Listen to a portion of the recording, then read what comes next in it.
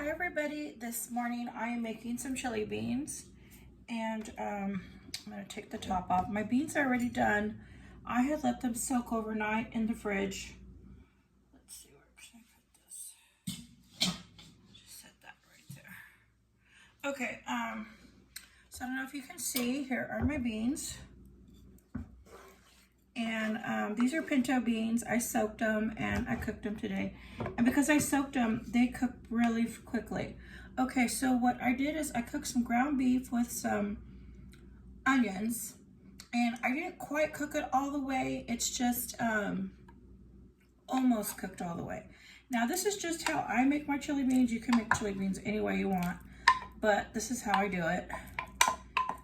And when my kids were young, I used to make big pots of chili beans, and they would eat like chili beans and crackers or chili beans with tortilla chips, dip it, or just plain like that. Okay, so here is the meat. So it's going to continue cooking. I still have my burner on.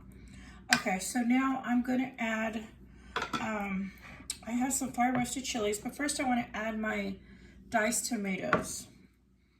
And I just use canned tomatoes. I forgot to open this, so open this real quick. And I put in the whole can, tomatoes, juice and all. So that is going in there. And I'll stir that up. Now if you grow tomatoes and you have your own tomatoes or even have tomatoes in the fridge, that's really good, but I just used a can. I like to keep these in my pantry just because I love making chili beans. Because this for me is a whole meal in itself. And I have some cornbread made and I have some homemade bread. So I can always eat it with this. Okay, so then I'm gonna add my spices. So what I like to do is I like to add some of this tomato bouillon. So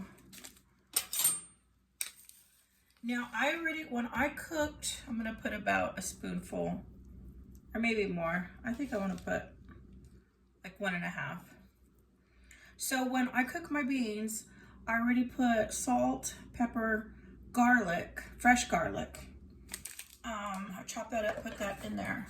So the beans are already salted, peppered, and there's garlic cloves in here. Now the garlic, I chopped up really tiny in here. I don't know if you can see, like there's one little piece right there.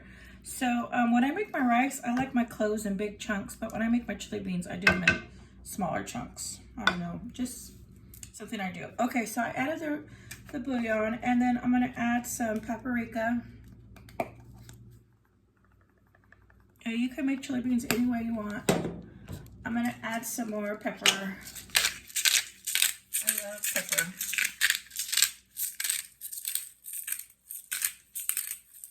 So I'm adding pepper, and then I'm gonna add just a few of the crushed red peppers. Just a little bit.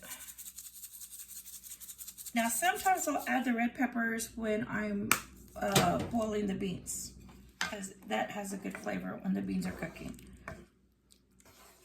Okay, so I'm not done adding my ingredients. Okay, so now I'm gonna add my red. I like to use the New Mexico chili powder. That's my favorite for making chili beans. So, I have a spoon right here. I'm gonna add, about a spoonful in here. I think that might be enough. Okay, and then once I'm all done, I'm gonna taste it, just to taste the flavor. Okay, so I do that, and then I add oregano. I know you're thinking, how much is she adding to her beans? But this is just how I do it. Do it any way you want.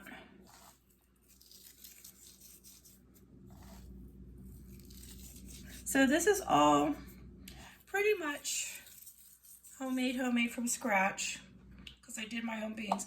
The only thing that I'm not using like from scratch is the canned tomatoes, and I'm gonna add some fire roasted chilies. So then after I add that, I like to add ground cumin. comino. So in Spanish, it's comino. So like if you hear recipes on YouTube or Mexican recipes, they ask for comino, it's just cumin. Okay, so this I'm gonna move into containers like this. I have extra ones. These were my old mayo. I get these at the Dollar Tree, and then once I'm done, I refill them with spices, or I even have some of my craft items. Okay, so I'm gonna add some cumin, and I'm gonna get some more in there. Ooh, oh, that's plenty. Ooh, that was a lot. But you know what? The cumin gives it such good flavor, so that is all right. It looked like a lot, but I'm not used to dropping that much at one time. Okay. And then the last thing I'm going to add is my fire roasted chilies. And these are good. These aren't hot. I thought when I bought these that these, it says mild, and I thought, ooh, they smell really hot. But these are so good in recipes. I even put this on my homemade pizzas. It tastes so good. So I put some chilies. Now, if I had bell peppers, I would be putting bell peppers in this. But I don't have any bell peppers in my fridge. I went to the grocery store the other day, and had I thought I was gonna be making chili beans, I would have bought some bell peppers. But I didn't even think about it. I should have, just because I don't like to buy a vegetable unless I know I'm gonna be making it that week. Because I don't want it to go bad, because it's just myself, so I don't want to like buy too many vegetables and not get to them. And around here in our area, we can get vegetables and fruits for free a lot of times. A lot of people grow it. We're also in the valley where a lot of it is grown, and so a lot of places will give it out for free, like at churches. They just drop it off at churches, and they give it to like the members of the church and anybody who needs food. Anyways, so this is exactly how I make my chili, and let's see, I'm going to taste it. So I don't know, hold on, I might want to add, I'm going to add a few more of these fire roasted chilies, because I really don't see them in here. I know they're there, but I probably didn't add enough. I don't want to add the whole can, because I like to use this for just different recipes. I like it on my pizza. I like it on different things I make. So I don't want to just use it all up for this. Okay, so now I'm going to taste it. And I just want to see if I need to add anything else in here, spices or whatever. Sometimes when I make something, I'm like, oh, it needs more salt, or it needs more of this or that. So I'm going to try to get some of that juice so I can taste the juice. So I don't know if you can see what that looks like. Right there. Let me let it cool a little bit.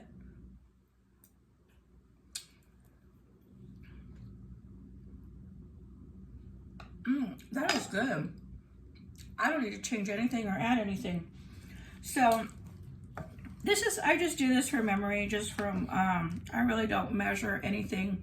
And I never know how much I'm gonna make, but I did only make 1 cup of pinto beans that I soaked and I cooked. And because 1 cup is plenty for me, but it looks like a lot, and you're probably thinking, how in the world am I gonna eat all this? But my son is supposed to come down, and his girlfriend, for Thanksgiving, but they're gonna come down earlier than Thanksgiving. So I thought this could be one of the dishes that we can eat if I don't eat it all before then, because I do eat this as an entire meal. Like, I'll just eat this with some bread. I've got cornbread and regular bread. So this could be a side, but I'm gonna make everything for Thanksgiving here. And if there is some left over, then we'll have some of this with it. But I already have my Thanksgiving menu already all planned out, ready to cook. And I'm gonna have it all ready, so when they get here, it's done. And we can just reheat it a little bit at a time in my toaster oven, because my microwave went out. So, oh, I better turn off my fire. Okay, so this is good. And so this is my chili beans, homemade chili beans. Super easy to make, super quick if you soak your beans. If you don't soak your beans, then it is going to take a long time. Now, sometimes I will cheat, and if I don't feel like making homemade beans, this in the summertime, because I can't heat up my apartment, it gets too hot. So in the summertime, what I'll do is I'll just use canned pinto beans that are already been cooked, and then I put those in the pan, and then I just add the ingredients, and you can make that really quick, and it tastes just as good to me. It tastes just as good, canned beans. But I thought, you know, I'm gonna boil the beans because it'll warm up my apartment. And I just love homemade chili beans. To me, this is a meal. So I just wanted to show you an idea of a very inexpensive way to use your beans that you're storing in your pantry. And you don't have to use ground beef. You can always use leftover chicken. You can also use, after Thanksgiving, some leftover turkey. Turkey chili is the most awesome chili. One year I had a bunch of turkey left over, and this is probably like 5 years ago. And so I was like, well, I'm gonna make some chili beans, and I didn't have ground beef, so I thought, you know, I'm just gonna use some turkey, try that out. Oh my gosh, it was like the best chili beans ever with the turkey. The turkey just gave it like a really good brothy taste. And so if you have leftover turkey, use the turkey instead of the ground beef. And it is amazing. So you can use ground beef, you can use turkey, chicken, even ground chicken, ground turkey. You can, and I just used the regular turkey that I stripped off the bone, you know, from the big turkey. I didn't grind it or nothing. I just used big old chunks in the chili beans, and it was awesome. And I know it doesn't sound good, but you gotta try it. It is awesome. And then you can also use sausage in this. If you don't want to use, you could do a ground sausage, or you can even use, you know, the round sausage. Just slice them up, throw it in here.